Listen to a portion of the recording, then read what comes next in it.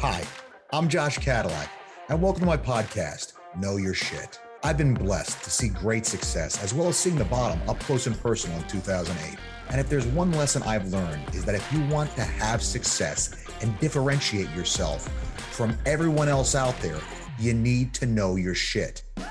As a successful real estate and crypto investor and an educator, it drives me insane that people do not immerse themselves in their craft. Everyone is so busy advertising and testing new sales techniques, they forget the most important thing, the product. Here I want to talk to the folks that got this right, the most successful people in the world in every industry. Bring them to you and find out what they learned in their business that made it great. When you listen to my podcast, you will know for sure that the topics and experts we have on have one thing in common. They know their shit. Hello, everybody, and welcome to the Know Your Shit podcast, where our knowledge and pride in what we do drives us to be excellent. My name is Josh Cadillac, and I'll be in the driver's seat for today's show as we strive to learn how to stop doing deals and start closing for life. We've got a great show today for you here today. And right now, I want to introduce somebody I'm really excited to talk to, Kim Daly. Hey, Kim, how are you? I'm great, Josh. Thanks for having me as your guest today. It is 100% my pleasure. So, Kim, for those folks that don't know you out there, why don't you go ahead and tell them what it is you do? What do you do, Kim? I help people invest in franchise businesses. Nice. That's an interesting space. So what got you started doing that? Right. So no one ever says, oh, yeah, I can't wait to be, in the franchise industry, because most people, I think, underrate the value of what franchising can do for them as an investment. I actually answered a classified ad in the newspaper over 25 years ago when I was on my way to medical school, and it completely changed my life. I found an industry where every day people wake up realizing their dreams. Every day people are helping people. Franchising is a very collaborative space. This is you're in business for yourself, but not by yourself. So it's entrepreneurs who want the support and the camaraderie of building something that's bigger than themselves. Sure. And I just found people are free, people are happy. I said, why would I ever leave this space? And here I am all these years later. Love it. No, I mean, I imagine it's got to be it's almost that half step, if you will, because you now have a product that is already established that you're just taking, you're now distributing. So you don't have to go through that brain damage as a business owner. And I know this very much. I now have to establish my product in the market. You're just taking and bringing established products. So success is almost baked in the cake as long as you follow the rules properly, it seems like. Very true. The easiest people to convince of the value of a good franchise system are former entrepreneurs. Yeah. And they're like, oh, no way. If I can pay a fee and somebody has already figured that out, and I can just start executing and moving toward making money rather than trying to figure out how to make money, I'm in all day long. Oh my God. Yes, absolutely. No, it is a thing. You're preaching to the choir, having gone through that brain damage many, many times myself. So you know what else, Josh, is when you really look at like the scale, the inherent scale in a franchise, because an investor can start at the beginning with the proven tools and the ready-made toolbox and the marketing plans and everything, and then just start executing and moving toward profitability. And where really most franchise owners come in as what we call a CEO working on their business rather than in their business, right? Mm-hmm. You're not typically rolling up your sleeves, getting in on the ground floor. You're creating teams from the beginning. So you come in as the CEO, the owner of the business rather than the doer. And Absolutely. So because of that, the scale can be accomplished in a much shorter amount of time. And I know you're a real estate professional, so you know that it's the wealth isn't about one door. It's how many doors can you successfully, manage, scale right? Absolutely. Same thing in a franchise. The scale is created through people, through equipment, through teams of people, through equipment, or through multiplying the real estate. And so that scale can be achieved in a much shorter amount of time. So people can really build wealth much faster as a business owner in a franchise than typically out there on their own as an entrepreneur. No, I love what you said, because I mean, that owner employee split is such a tough thing especially when you're the CEO and the employee of the business, because there's kind of this mindset of, well, I need to do this and I need to do that. I need to do the other thing. And you stop making those executive 10,000 foot view decisions that need to be made to actually drive the business forward, because you wind up getting stuck in the employee mindset of, geez, that seems like a lot of work. And as opposed to, hey, look, this is what's got to get done. We just got to figure out how to get it done. And so separating those, so I talk all the time because in real estate, we are our own boss. And, like, how do you get out of yourself? Because most people in life go through life as an employee in their own life, right? They just kind of do what's in front of them, as opposed to like, where the hell are we going? Like maybe we should think about, I mean, where do we want to wind up? Maybe that might be an idea to like kind of roll around in our head for a second. And so, yeah, it's a thing. It's a thing. And so, I mean, having kind of I don't want to call it training wheels, but that somebody's already thought this stuff through and figured out how to take and deal with it. So you can just focus on doing exactly what you're saying, making those 10,000 foot view type decisions and driving this thing on. What I love about what you just said really is that like you're starting with vision, and that's where I always start. Because a lot of times, even when people get excited about, okay, I'm going to own a franchise, they think about what they know, or they think about maybe like what their community needs. But that business that your community needs, or that hobby business, may not necessarily be the one that's going to create the outcome personally, professionally, and financially that you're actually looking for. So when people come to me, we start with outcome. I want to know, what does your life look like? Ideally, in 3 years, 5 years, 10 years, what skills do you have today, right? And I'm infinitely more interested in that end picture, because then I, as the franchise expert, can go and find the right vehicle, because that's all the franchise is. It's just the vehicle that's going to drive your life to where you want to it to go. this outcome. Yeah. And the fuel in that vehicle is the clarity of your goals and dreams. So we start with the outcome. We talk about your goals and dreams in the beginning, in the middle, and at the end, because it's everything. And work backwards from there. Right. And then the business, selecting the right business from there, it's so easy. People Yeah. are like, oh my God, I've been looking for a franchise for a year. I can't find the right thing. I'm like, well, chances are you're doing it the wrong, because you're thinking about it the wrong way. Yeah, absolutely. No, I mean, it's, if you know where you want to go, figuring out how to get there is a lot easier than just saying, hey, I'm going to start going this way and hope I wind up someplace I like. And there's a lot of different ways. It's like personal training, right? There's many different methodologies for getting an outcome to your body, or diets, right? And not one is not the right one. That's got to take the pressure off of that, like where you're looking for the right business, the perfect business. There's no such thing. It's the perfect business for the outcome you want to create right now. And for most investors, another thing is like, this isn't the last thing you're going to do. It's just the next thing you're going to do. One of the things I've really been focused on recently, because I in my coaching, I run into a lot of people that, they're perfectionists, air quotes inserted. And, the idea of perfection, Mr. Perfect, Miss Perfect, right? Being out there, there's no perfect, right? If you look for perfect, what happens? You wind up missing all kinds of great opportunities that life presents in your way. What you want to pursue is not perfection, but excellence. You want to find something that's an excellent fit, and then do the work to make it fit you as well as you possibly can. But there's no getting away from the work. The work's got to be there. It's got to get done. So it's a thing.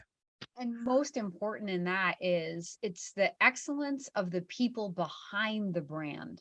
So as your franchise consultant, Josh, like what I said in the beginning, you're in business for yourself, but not by yourself. So you are actually, when you're exploring a franchise, you're not focused on widgets. Hopefully you're focused on leadership, because it's the leadership of that brand that kept the doors open or reopened the doors after the pandemic.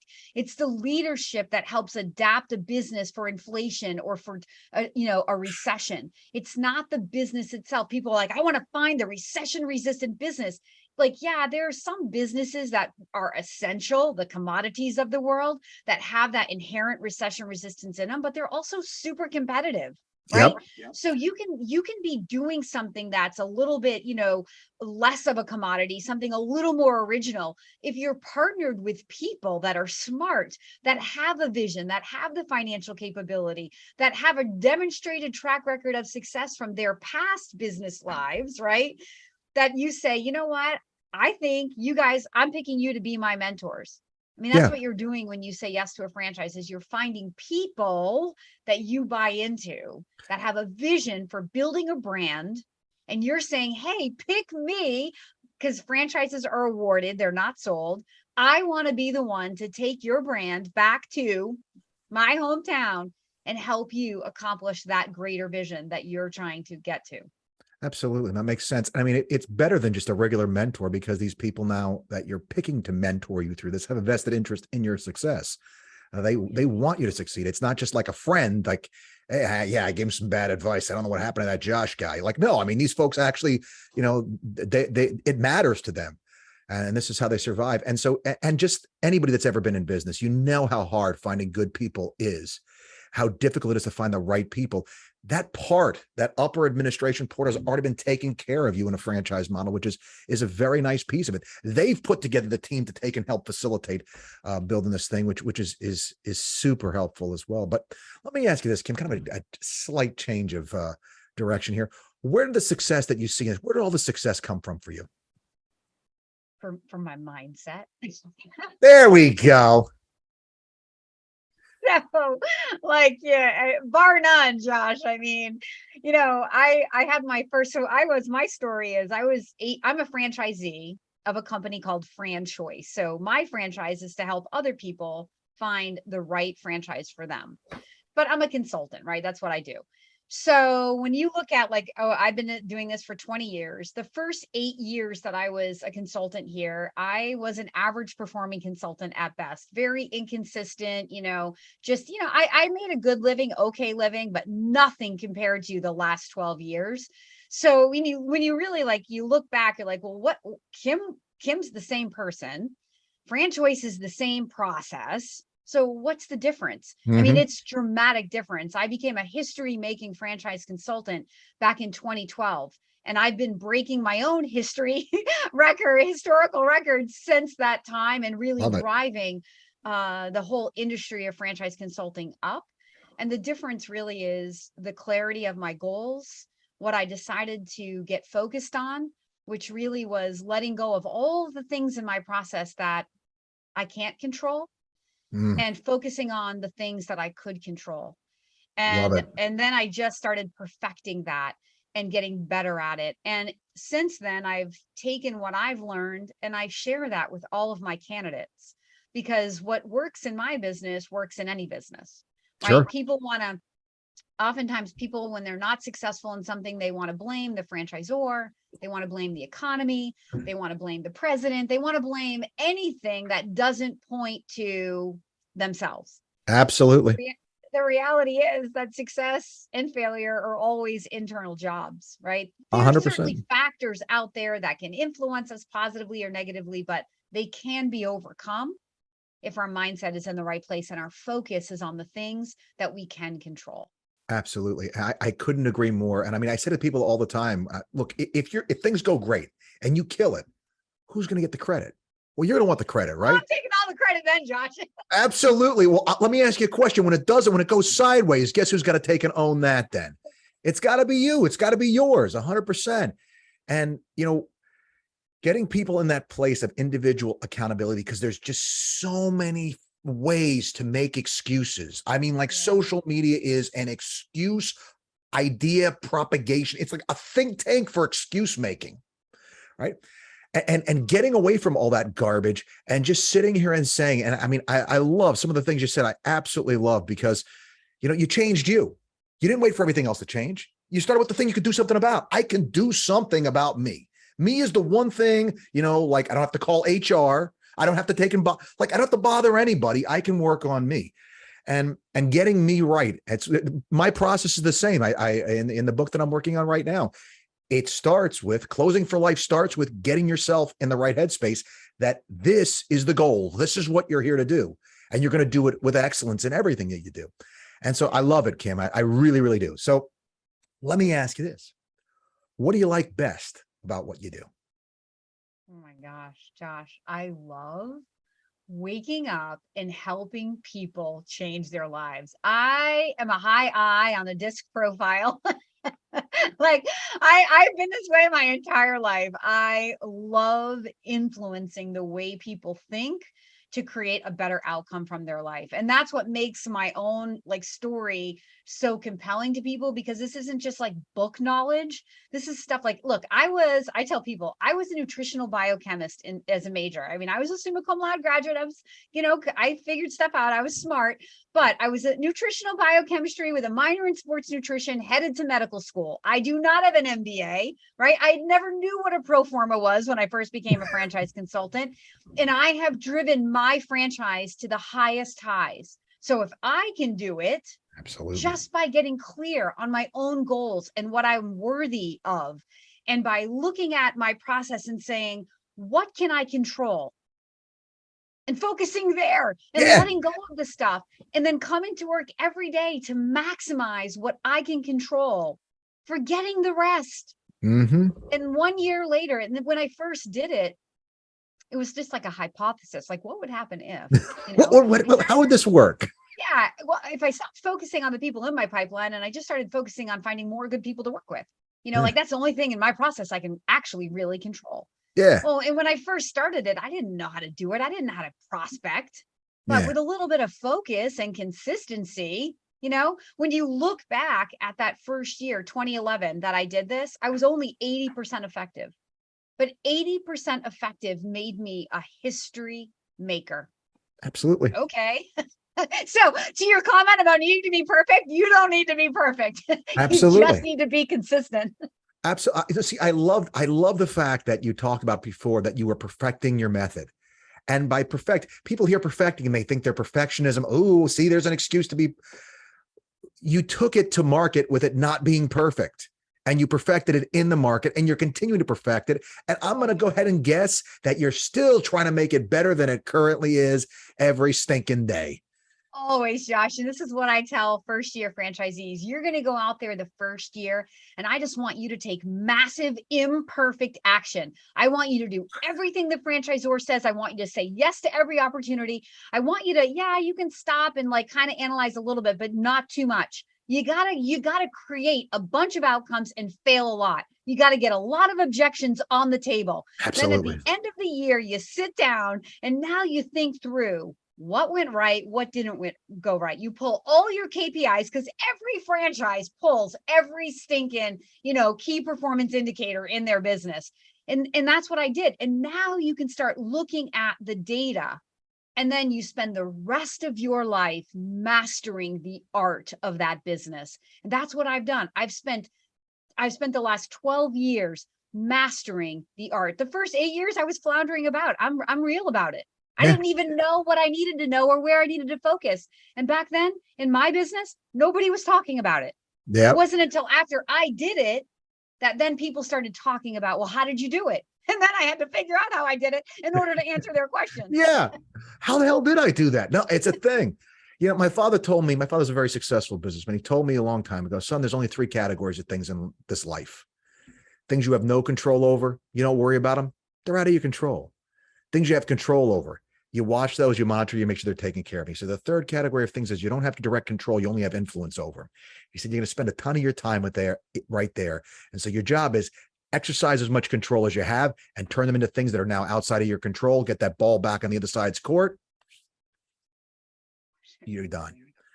And so, taking it and recognizing we have limited bandwidth as people, and this world, this country, this system that we live in, love it to death. But it is great at pulling in 50,000 different directions. And that ability, and especially like in real estate, I'm assuming it's the same in I know it's the same in business. I'm in business, so I know. There's always like 10 other things that you're supposed to be doing. And that's the reason why you haven't made it, right? As opposed to figuring out that handful of things that you can do and do well and do consistently over and over and over again and keep getting better at. In real estate, you do 1 or 2 things well. You don't have to do 5,000. Greatest impact. Exactly. You make I'm a fantastic. gym rat. I always equate it to the gym too, right? Like right here, it's in the same gym, you go for your big muscle groups, you're squatting, you're benching, right? You don't worry about your calves and your triceps until, right? Unless you're like really going for the finer detail, but you're going to get the greatest bang for your buck using the most amount of muscles in one exercise, right? I'm going to get my shoulders indirectly today. Absolutely. can tell. That's how I can tell by that you're a bodybuilder. So yeah. So and It's most people, they've dabbled around in the gym. They get that analogy. absolutely no. I mean, look, you can't. There's only so much in the tank, and it's the allocation of those resources. So many hours in the day, so much bandwidth that you have, so much time that you're willing to sacrifice from the other areas of your life that, in order to live a good life, have to be compromised. Sometimes in business, you have to compromise family. A lot of times, you have to compromise. Sometimes a year, 2 years, 5 years, whatever it takes. And keeping that in balance and what those sacrifices look like, unless you're really careful with the allocation of your resources, your time, your ability, unless you're laser focused, you're going to end up taking away from those things that also matter a lot, that are big deals in life. You end up taking away from those things more than you have to, simply because you haven't thought through how to run your business well and how Right. to run yourself well. I spend a lot of time talking about quality of life goals and not having to be kind of enslaved to this business for any amount of time, even from the beginning, because there are ways that business owners can do that. In fact, in franchising, we have options that are called semi-absentee options that allow owners to even keep W-2 jobs in the beginning, or to have other businesses or real estate investments that take up some of their time, where they're only putting in even less than part-time hours into the business from day one. So that's called semi-absentee ownership. But it takes a person who's very organized and self-aware to be able to manage all of that effectively, Oh yeah. especially when you're learning, if it's your first time owning a business, how to be a business owner. And then at the same time, you're probably learning a brand new business, right? Because if it's a franchise, probably not necessarily something you've ever done before. Right. So there is a big learning curve, but once you get past that learning curve, the business really, again, if you're working on it and not in it, and you are able to delegate and lead a team of people and use the tools which are leverage provided by the franchisor, you shouldn't have to be compromising on that quality of life more than you want to. And I always say, because how much of that is you wanting to be in it versus you telling me I had to be there, right? Because like I I'm guilty of it myself. Like Sure. I've learned this about myself in all these years of being a business owner. I'm horrible at taking time off Yeah. because I love my business. I'm addicted to it. My business, it fuels me. It inspires me. It doesn't drain me. But having said that, to have a balanced life and create memories with my children, yes, I have to take vacation. But and listen to me, I have to take vacation. Yeah. No, I hear you. Look, you're preaching to the choir. I remember just a quick story. I finished my first book, and I was a couple of years in the writing, because it was just kind of from 11 o'clock at night till 2 in the morning. That's what I do, because I'm not the morning person. I'm the one that gets a whole lot of stuff done. When those annoying morning people go, leave me alone, right? But I work. That was my labor of love for a long time. And so I finished the book, and I'm talking about, and they just they're taking care of it. It's coming out. Here's the copy, and it's out. It's out. And the girl I was dating was like, and I'm talking about the next thing I need to do. She's like, you just wrote a book. Stop. Take yourself to dinner. Do something. Have a party. I'm like, yeah, but well, I guess you're right. Because there's always something else. There's always another thing that's got to get done, that you got to get to. And taking that time to breathe. And it was actually one thing other that you said, and I missed it because I want to let you finish the thought, and I forgot. But it's such a consistent thing that I've heard from all the successful people that I've talked to on the show, which is this idea of figuring out how to say yes to things, figuring out how to get things done. My father was a big one on that. Well, why have we done it this way? Why can't we do it this way? Why can't we find a way to get this done? As opposed to, well, I guess we can't do it. They said it can't be done. Well, are we sure? And figuring out, using the gray matter between your ears to take and make great things happen. That's where great ideas come from. And so figuring out how to say yes to things, I like that very much. In a franchise, there are all these other franchisees who've said yes to the same business. And so many times we don't have to go figure it out. If you want to figure out how to do $1 million in 12 months from your business, the fastest way to do it is to go validate with another franchise owner who did it. Like, don't go reinvent the wheel. Yeah. But like in my case, nobody in my business, nobody had done it. Now, I didn't know that at the time because nobody was talking about it.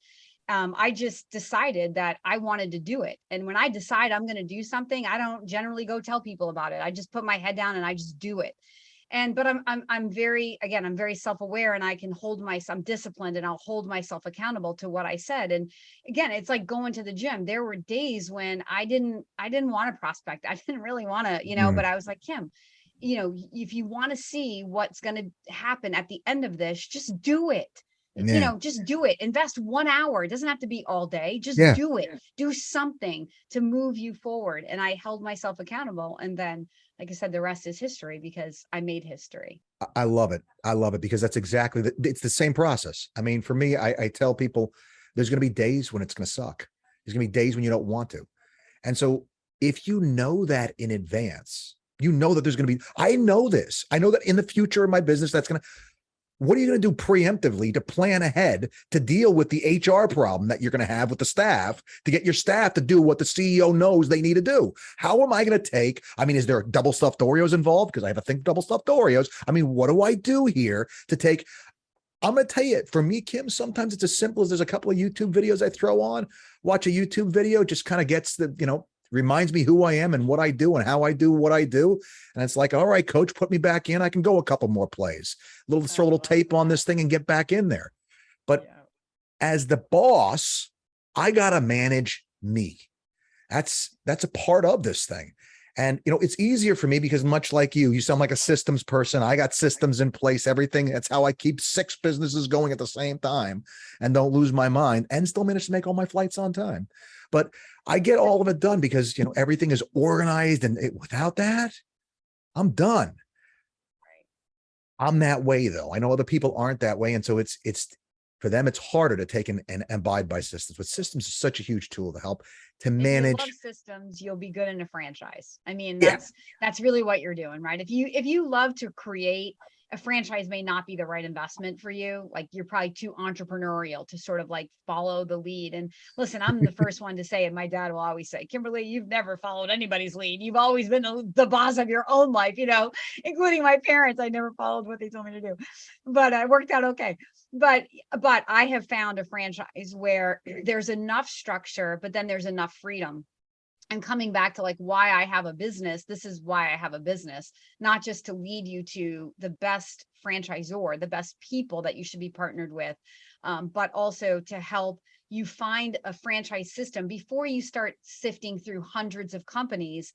Like, I get to know you and understand what your personality is like. If you're an engineer and you love a lot of data and you love a lot of systems, then I want to bring you a franchise that's going to help you check all those boxes.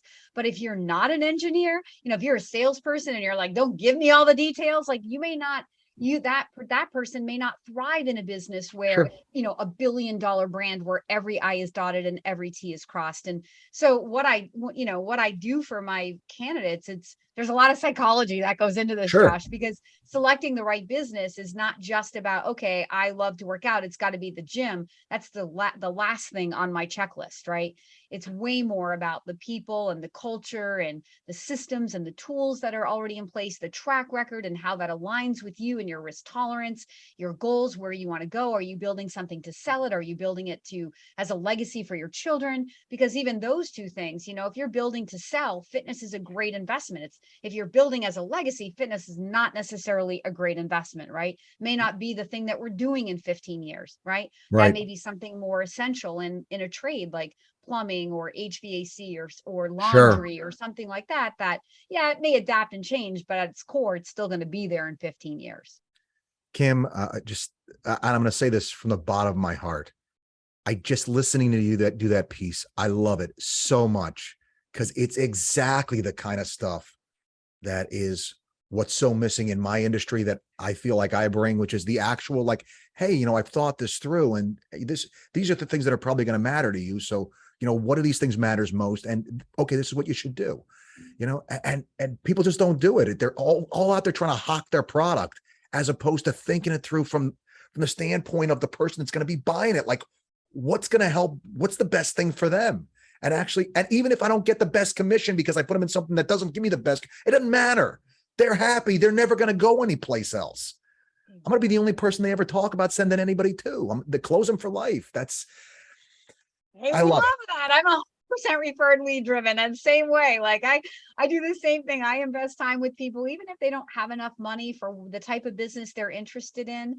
I'll still breathe life into your dream by educating you about what that money will buy today, or if you just sat on it or invested it in something else and come back to me when you have a little bit more, like what that could mean to you. I'll do that all day long. Like Every basically day. that's working for the referral, but also because it's just the right thing to do, because you're inspiring someone's dream, and they can call me back in a year, 6 months, 6 months, a Absolutely. year, or 5 years, God willing, I'll be here. So, I mean, I get people that call me back that said, Kim, remember we talked 2 years ago? Well, I saved $100,000. I made it over here in crypto and now I'm ready. Okay, let's go. Let's do this And thing. now they're 100% bought into me because I didn't just say, nope, sorry, you don't have enough money, I can't help you. I educated them and invested time with them. My broker actually dropped a line on me the other day that I thought was really good. He said, people come through the door and they're either fruit or they're seeds. The fruit you can take and you eat it right now and it's great. But the seeds you can take and you can plant them or water them, or you can just kick them out the door and somebody else is going to get them. But at some point, if you're not taking care of those seeds, all of a sudden you're going to find out that you might not have any fruit to eat the next day. And so for me, in general, everything that comes in the door, I give them the best consultation. I turn them into the best potential buyer / seller they can possibly be. They choose to work with me, great. If not, that's okay too. At the end of the day, nobody's going to pull the wool over their eyes. They know how this thing works now. And that's okay, because I build my business to pay it forward. I tell people, look, you don't have to use me if you don't want to. This is what I would tell my brother to do if he was going to do it, right? That's amazing. I And have an email. I have a templated email that once somebody is done, whether they say yes or no, that they're done, kind of going through my process, and it's automatically generated to me. The title is "Pay It Forward." That's that's right. asking them for the referral and asking them for a testimonial. I love it. Yeah. We are No, and I very mean, aligned, Josh. for me, actually, my method is I pick up the phone and I just call these people 4 times a year. And all I say to them is, hey, I was just thinking about you. Wanted to check in and see how you're doing. Here's the crazy thing, Kim. My advertising budget for the last 8 years has been zero. 100% of my business comes from that phone call and that phone call only. That's all I've done, because I don't believe in closing deals. I believe in closing customers for life. If they would ever work with anybody else ever again, other than me, I haven't done my job. That's what I call failure. That's what failure looks like in my business. So I have to give them that kind of experience, which sounds like exactly what you're doing. Amazing. That's what I try to do. Yeah, no, I mean, that's the real close. The real close for me is, where I come from in New York, if you need a plumber and somebody's got a good plumber, they say, hey, I got a guy, you got to use my guy. How do I become that person? How do I become the person that people talk, you need real estate? No, I had a call from somebody. They called me up the other day. They told me, I don't even know who the person that referred him to me was. They said, they told me that if I'm going to sell my house, you are the only person I should ever talk to, period, end of story. He says, nobody's ever said something like that to me before. And it's not that I'm that wonderful or anything like that, but again, where you start at the very top with your business, what is your business going to be about? My business is closing people that are never going to go anywhere else ever again, period, end of story. They got a guy now and they're done. Yeah, because nobody wants to take and find somebody else, right? I mean, like, who sits at the home and is like,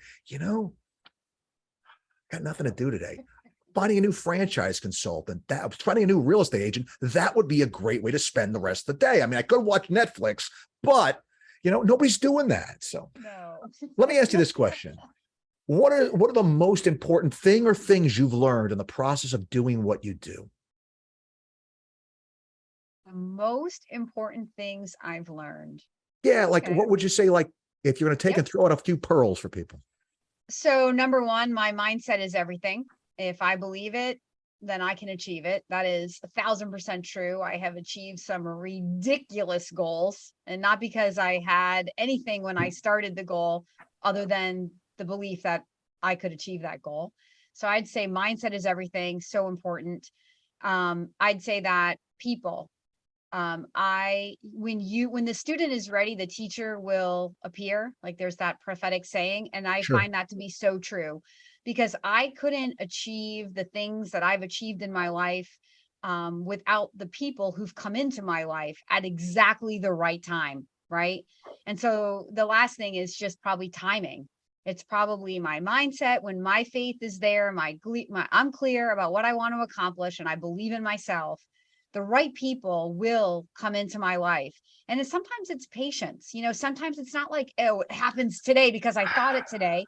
Sometimes it's like, I needed this person for 3 years, but when I'm exactly ready, those people show up. You and I have a relationship in common. That's how we got connected. And that's how I look at that relationship.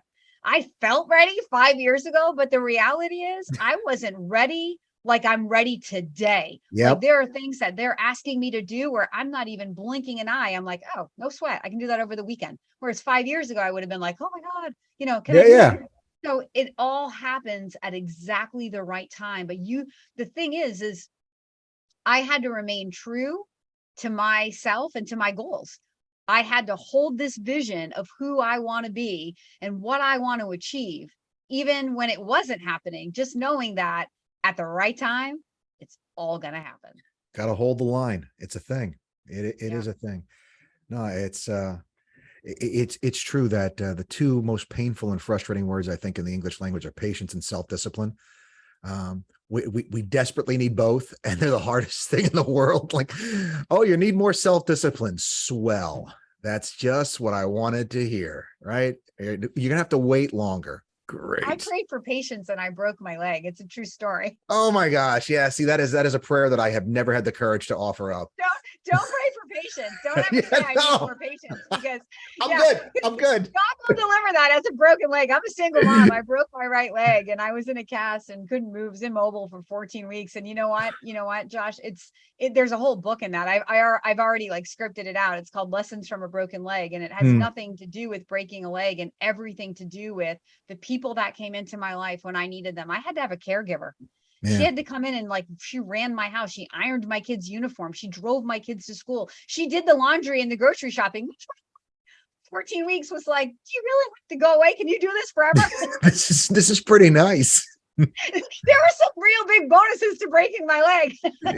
I learned some stuff. But then for my personality, which is if you can't tell, very, I want to drive and I want to accomplish, and to have to sit still and not go crazy. And actually learned how to meditate. I took a course. I had bought it and I had never done anything with it. It was sitting in my inbox. It was like waiting for me to break my leg. Yeah. While my kids were out skiing every weekend in the winter, I said, okay, I'm going to take this course on meditation. And it completely changed everything about my life. I will never, ever regret breaking my leg. And the greatest thing is my son ended up breaking his leg, sadly, this year. And again, I was never so grateful that I had done it first, because I was like, buddy, he's, 14 years old. I was like, buddy, I got this. I know exactly how to help you. And I knew what he was going through. So there wasn't any of that like mom fear or panicking. I was like, buddy, we got this. The second that he was skiing, the second that, they pulled him up in the sled, I was like, buddy, we're good. We're going to do this together. And he's already back out playing soccer. The beautiful thing about being 14 when you break your leg versus being 38 is that I'm sorry, 48. Wish I was 38. 14, you're back out running on the soccer field less than 6 months later. Yeah. Not necessarily true with a lot, and that was with a lot of PT and exercise in the gym to get me back to normal. It's not easy. The stuff doesn't heal the same way that it used to. I mean, you know that if anybody that works out at the gym knows this, it's not the same. It's just not the same. You know what? For the first time in my life, Josh, working out was more than vanity. It was, it wasn't just about looking good and feeling good. It was functional. I really learned the definition of functional fitness. So it was such a great experience. So you can add that as a pearl of wisdom. The things that you think are like the worst things that happened to you in your life, when you look back, it's probably one of the greatest blessings that ever happened in your life, if you let it change you for the better. Absolutely. Kim, I think back this. I was talking to somebody about this the other day. I was talking about the lessons that my father had taught me in my life. And when I look back now, the things that I hated him for the most when he was doing it to me are the things that changed me, because we don't grow from the good times. Right. We grow from adversity. And I don't know why it is. I mean, look, we all want the good times. We all want to be on the beach in Bali, but you're not going to take and change to be a better version of yourself on the beach in Bali. Right. You're going to chill. That's going to feel great. But the things that change you, that make you better, that help you to get more out of you, the person you're stuck with, are the hardships that you have to overcome. And I wish it could be easier. that's the core of the human experience. It's the contrast, right? If it were heaven on earth, it would be heaven. Yeah. Which it's So not. we're Which it's not in not. heaven, we're on earth. Yeah. No, it's pretty clear on a daily basis. That's reinforced. So let me ask you this, Kim. What makes you passionate about what you do? As I've already said, it's just the opportunity to help other people Love it. achieve their dreams. Like I'm achieving mine. People are like, you're so passionate about what you do. And I'm passionate about what I do because every day I get up and I do exactly what I want to do. My time is invested the way I want it to be invested. I feel in control of what I'm doing. And that's because I've invested the time to figure it out. And so I'm kind of like, if there's anything I'm selling in my process, it's freedom, right? I'm not selling franchising. Franchising is just the vehicle, To but freedom. the outcome is freedom. That's what we all want. Freedom from Absolutely. bosses, freedom from schedules, freedom from, a glass ceiling, freedom from, to have unlimited potential. That's what I'm selling. This is Love it. just the way to that outcome. So I'm passionate about it because who doesn't want that? Every single human wants greater freedom, however that's defined for them. Yeah, no, that's good stuff. And I love that you know what your product does. That's a beautiful, beautiful thing. I mean, that's really having thought it through, and it's so refreshing to hear that. So what are a little bit of a change of pace here? What are you most proud of in business that you've accomplished? Oh my gosh, that's so easy, Josh. I try to give you the easy ones. It's like, here's the list of easy questions. So my YouTube channel. So, okay, before 2020, I used to be on the airplane like you, traveling all over the country, hosting live events. That's how I would get people who wanted to work with me. I'd be at career centers and business clubs and investor clubs, right? And then 2020 happened, can't fly, can't get people together. So I had a few videos out there before that, but no real intent of, ever using video. And so I went to my producer and said, I think it's time to reinvent the way that I do things. I mean, the pandemic created, it was either adapt or die, right? That's right. And for those of us that adapted, I haven't met one business owner that looks at 2020 as a bad thing, especially in franchising, because I watched the unprecedented leadership that turned these franchises, got these franchises back open, adapting them so that they could open safely, keeping everybody safe, without knowing what the outcomes were going to be. But for myself, my YouTube channel, like seriously, Josh, I don't know if you've been there yet, but it's kimdaly.tv. I am having way too much fun making all of these videos. So I grew up on the stage. I was a Miss America pageant girl. If there was a talent show, I was in it. I was winning it. I was trying to win it anyway. So a camera, an audience, not foreign to me, but never thought about doing it professionally, which is so funny, right? And Yeah. then 2020 created this just like perfect opportunity for me to be in my sweetest spot in life and be finding people that I might never have found otherwise. Love it. kimdaly.tv. That's good stuff. No, I mean, for me, it was very much the same thing. I got to reach a whole bunch of audiences that I normally wouldn't because we went to virtual education in real estate. So I was doing stuff from this chair right here all over the country. And now all these folks are looking for me to actually physically come there. So that's going to be a check that I'm not sure whether or not my body can cash, but we'll check it out. You might figure out it's not even necessary. I mean, we all accomplished a lot. I mean, there is something to the satisfaction of being with people, I do Sure. miss that. But I what I don't miss to what you just said is as a mom with kids and their sports schedules, and I don't miss missing things that I Sure. don't have to miss anymore. And Yeah. so I can create videos and attract people. I can be guests on podcasts. I can, and then I can Zoom with people if they want to see me face to face. But you know what's so funny? In my business before Zoom, I mean, I 100% was just over the phone. I Yep. mean, the people saw me at a live event, but then the rest of it was on the phone. And I'll ask people, do you want to be on Zoom? And people still prefer the traditional phone because it allows them to be in their car. It allows them to be doing whatever they're doing while they're talking to their franchise consultant and not being tied to that camera. So it's It's funny. a It's thing. like, we might have changed, but we're still like, we're still doing things the same way we were doing it before. And it's all Well, I mean, good. there's pluses and minuses to both. I mean, I always like to be able to take and see the people I'm talking to because I can read the room then. and my business is education. So like, if I see, even if we were in, and I'm sure you probably do something similar. If I'm in a consultation, let's say I'm going to a listing presentation, which is similar in some ways to what you do. I'm watching the person I'm talking to. See if I see any confusion. I don't wait for them to ask a question. I throw the sucker in reverse, back up and hit it from a different direction, because my job at the end is that you feel like I've explained this so well that you're like, oh yeah, no, he's obviously considered what it's like to be us and he gets it. But there's times, man, where they have me do, like, I have a 2-day class. They'll have me do it on Zoom as a webinar. And so I'm just stuck looking at my own face for 2 days. And it's like, yeah, because you have no feedback either. yeah, I mean, I'm in the chat. I'm like constantly asking questions in the chat that's, signs of life, just show me that you're still there. Everybody listening. Fog up the camera or something, just, but, no, it definitely was a bit of a learning curve. And what's really crazy about it, you're talking about the overcome and adapt crowd. There were a whole lot of people that were very established in the space that I'm in, that they're like, no, we're not doing it. We're not doing anything virtually. And so the market share those guys have lost, as people have stepped in and said, hey, sure. Where do you want me to go? How do you want me to do this? Let's get it done. It's been once again, just an proof positive. Find a way to say yes to things and make it happen.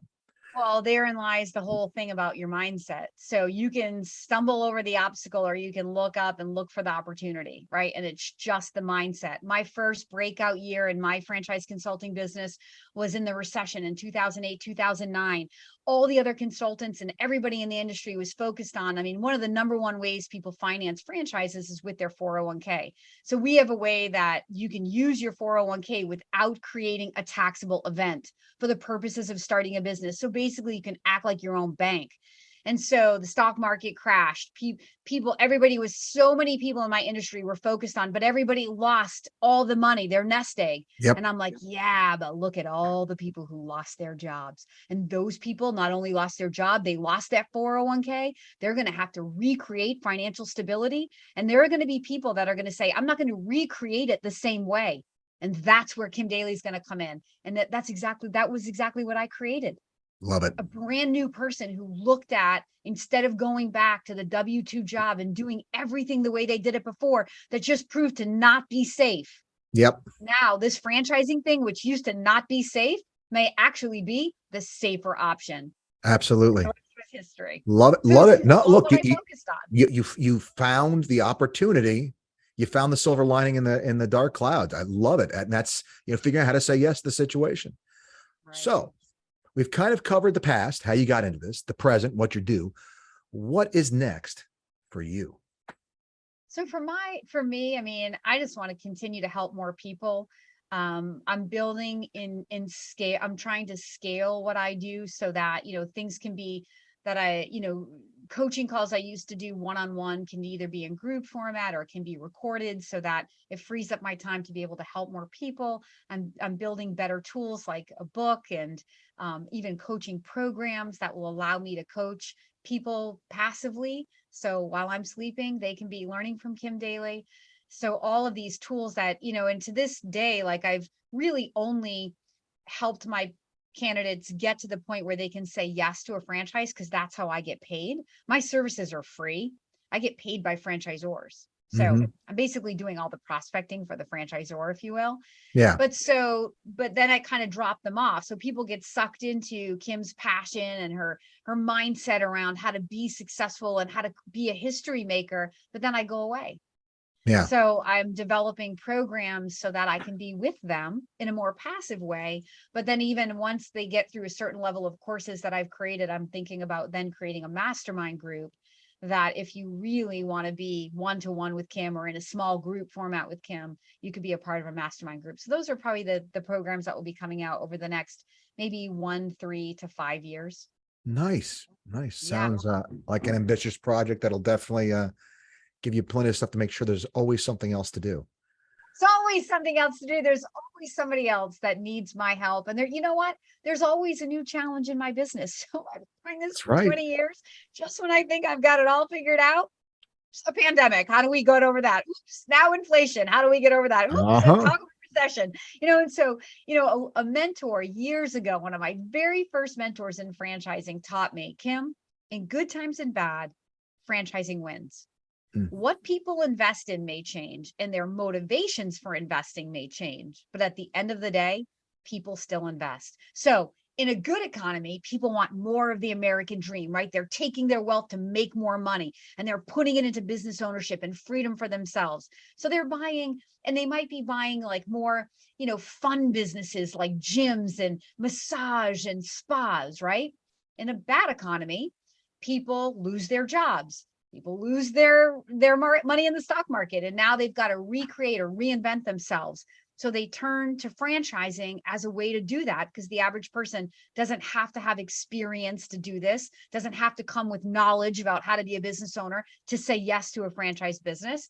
So they find the opportunity in franchising, but what they invest in may be different. They may be looking more toward those more essential services, right? That feel like a little bit safer. But in the end, they're still investing. So Yeah. in good times and bad, what I'm doing helps people. It's just how they perceive what's happening. I can meet them where they are and have options for either side of that. It's one of the most interesting things is that we do such a terrible job in this country of educating people that just how essential investment is to actually getting ahead in this country. Everybody thinks, if I just have the W-2 job, if I just have a job and I earn enough that eventually I'll get there. And the people that are most rewarded in this country are always the ones that choose to invest. And so, in your position, you're just basically waiting for that light bulb to come on to realize, hey, look, you need to be doing same business thing that I'm in. You need to be getting long in real estate right now. It's inflation. It's a good time to be getting long in real estate. But educating people and also moving them beyond Jersey Mike's and Chick-fil-A, because that's another, people think, oh, franchising, I don't want to do that. I don't want to be in food. Well, there's so many more opportunities. Like, I'm one of America's top franchise consultants, and in over 20 years, I've probably placed less than a dozen people into food. Like, you have to beg me to show you food. I'm not doing it. There's just, compared to other businesses, there's not enough money in it. There's not enough margin in it. There's not enough room for error in it. There's too many hours, too many employees. It's just not the SBA failure rate. Like, the food loans have the highest SBA failure rate among all SBA loans. There's so many reasons stacked against food, but people aren't aware. Preaching to the choir. They just see. So they just see the things that they use or the places they frequent. They don't know that there are restoration companies or plumbing companies or HVAC companies, or even business to business services like technical consulting or HR recruiting. Or we have a new business that does drug testing for, like, so there's a lot of businesses like DOT or like healthcare executives in corporate America where those employees have to be drug tested on a regular basis. Mm-hmm. So we have a new little franchise that operates out of a small little suite, like 500, 800 square feet, with one employee in there. And you have an outside salesperson that goes and shakes hands with HR people and says, hey, we're local. We don't have to send away. You can send your people right over. We can do it 15 minutes. We'll send them back to work. And it meets a need in a local community for these types of businesses that need drug testing facilities. So, like, that's a franchise. Like, there's all kinds of franchises. You don't need a license. One of the fastest growing franchises today in 2022 is a mental health clinic. Oh, I don't doubt it. I don't doubt it. I mean, the timing of them getting that business positioned for national growth was like, the timing of it was just, again, going back to timing being one of those things. Sure. It's amazing, right? But that's one of the fastest growing franchises. And people would think, oh, but I'm not a therapist, or, oh, you must need a medical license. Nope, you don't. So if you have, if this conversation is like sparking your interest, like, well, what else is out there? Or some of the ideas even I've thrown out, I mean, I'd love to talk to you about it, because there's just so many different ways to make money. Again, this is why I have a business.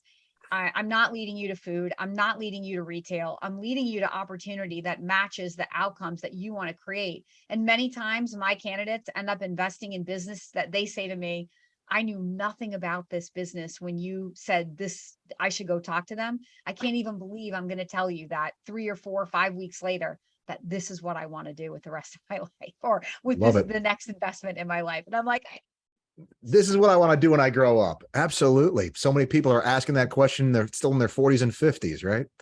Because what they want to be is a business owner. And what they want is freedom.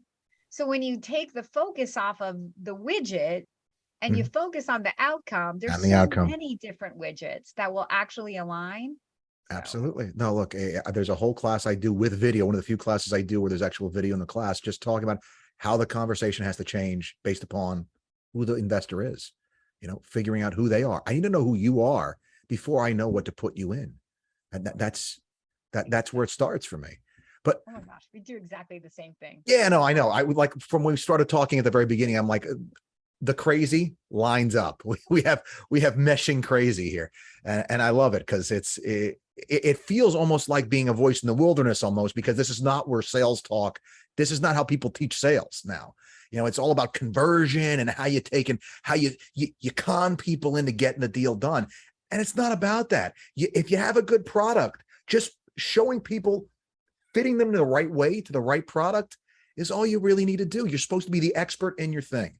And You know just why it's not about that? There's no freedom in that. There's no freedom for the salesperson, and there's absolutely no freedom for the person trying to buy. They everybody smell that loses. coming from a mile away, right? Absolutely. And And everybody I'm the first one to tell immediately. right, you may not be a fit for franchising, or I may not be the consultant for you. I'm not afraid to say that because, like you, I mean, I don't need to work with everybody.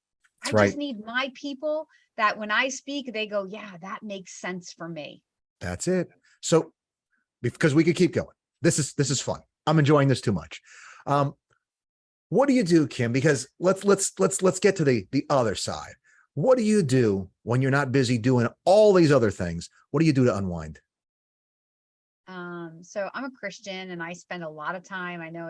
I spend a lot of time involved in my church activities and in just now in meditation, contemplative. But I also have kids and I unwind with them. We ski. I'm very active. I'm a soccer mom. We have dogs. We live here at the beach. We're outdoor people. So I have a lot of activities. I'm also a gym rat. I will admit it. I've been working out in the gym since I was 16 years old. I'm a 5-6 day a weeker. Gotta have my workout. Like You're for amongst your me, people. like the gym is a need for me in my life. It's my de-stress place. It's my place to just go, even if it's just to get in there and get on the treadmill and just like walk. And people are like, well, why don't you go outside? And I'm like, well, because outside it's like too stimulating. If Yeah, I'm trying to unwind my mind, I want it to be as dumbed down as possible. So I get in the gym and I get, put on something motivational in my ears and I can just like zone out and not worry about traffic or dogs or anything like that. And love it. just, find my center that way. So that the gym is probably my number one go-to place for de-stressing personally, Yep. for unwinding my nervous system, which is so weird because kind of winding your nervous system up. But Yeah. No, it definitely does have that ability to kind of clear the decks. I mean, I'll throw on my new cardio thing is I throw on like the best of the voice or something like that. Just watch people in the singing competition because it's just enough that it takes my brain, someplace else, and I can just kind of go. And next thing you know, oh wow, cardio session's done, and I I'm an feel pretty Audible good. girl. Like I crushed Oh, tons of books oh, don't during the even. Oh, yeah, yeah. So I got 2,800 books I own in Audible right oh here. my gosh, I've that's listened to crazy. So 2,300 books. I've got I've got only 318 left to listen to. But yeah, no, you're talking to oh a my junkie. gosh. I just can't do Yeah. cardio and Audible at the same time. I can't. Oh, you can't? That Can't. helps me. Like that takes my attention. That actually unwinds my brain because sometimes it's like a no-brainer book, just like a, chick romance book, summer Ah, reading kind of a book, but that's like maybe a quarter of the time. Most of the time, like I love books like I don't know if you read Tim Grover Relentless. Like that's like a book that loved. Yesterday I started and nearly finished a book by Pastor Stephen Furtick called Greater. Pastor Stephen Furtick is one of I the know him most, well. do you know him personally? No, not personally. I've had a small group that used to meet at his house. We were huge. They always had him on. I'm a donor to Elevation. I'm there every week. I love No, he's Pastor good Stephen Furtick. stuff. Bar none, he's the most influential person in my life. And I'm so bummed out that Audible doesn't have like all of his books. He mentioned a book in his sermon yesterday, The Sun Still Sets or something. And I am like, and it didn't come up on Audible, but Greater came up and I hadn't read that one. So I'm like, oh, I wasn't gonna do cardio today, but I'm gonna do some cardio today. And then I came back and I was by the pool and I just kept listening. And like I got like 3 out of the 4 hours done in one day. I didn't want to stop listening. So I yeah. got one. I'll toss you. That was a really good one that I listened to. Really a very helpful book. Is a book called "The Me I Want to Be." Oh, I've read it. How have you? Oh yeah, I've read it. Yes, it's a I have. great book. That is a Great book, and great book. funny too, which definitely always helps to make it just that much better. Yeah. But I want to take and respect your time, and we are right up against an hour here. So let me ask the very last question I have for you. Where can people find you? Well, the best way is definitely on my YouTube channel at kimdaly.tv. And then from there, you can click through to my website, which if you want to go there directly, it's the Daily Coach, DALY, thedailycoach.com. But I would start at kimdaly.tv. All right, good stuff. Kim, it was genuinely a pleasure to hang out with you and chat some. Thanks for coming on. And yeah, hopefully we'll be able to get together and do some stuff together at some point.